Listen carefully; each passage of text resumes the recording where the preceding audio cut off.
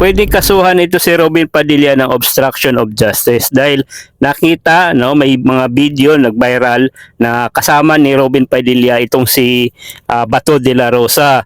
Okay? So madaling araw lumabas sila.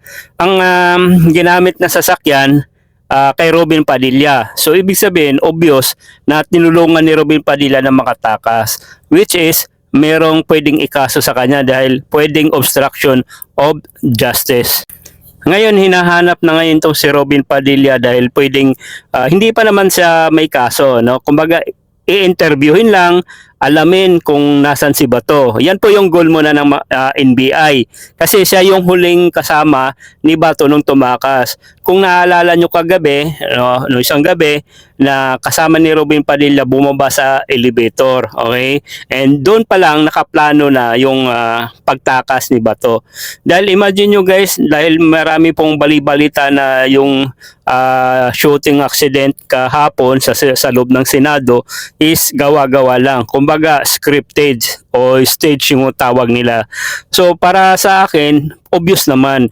So imagine nyo guys, talagang gagawa sila ng paraan, magkakagulo para mawala yung attention kay Bato.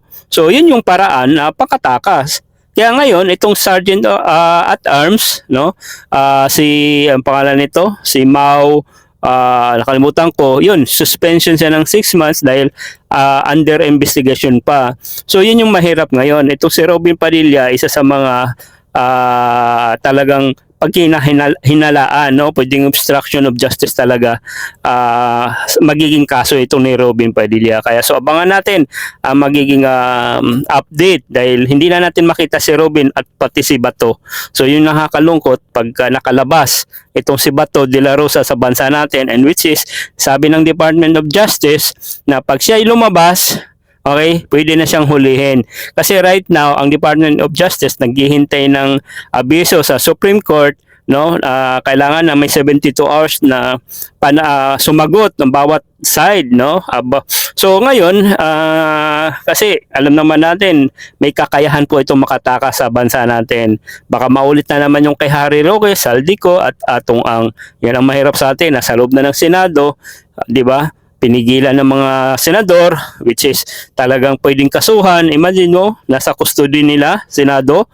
Yun, tapos magugulat na lang, mawawala. So dapat panugutin talaga tong, lalo na yung Senate President natin si Tito Soto. Tito Soto, si Cayetano, isa din sa mga director sa mga nangyari sa loob ng Pilipinas, sa loob ng Senado. So yun lang, abangan po yung magiging update regarding po dito kay Robin Padilla at kay Bato de la Rosa.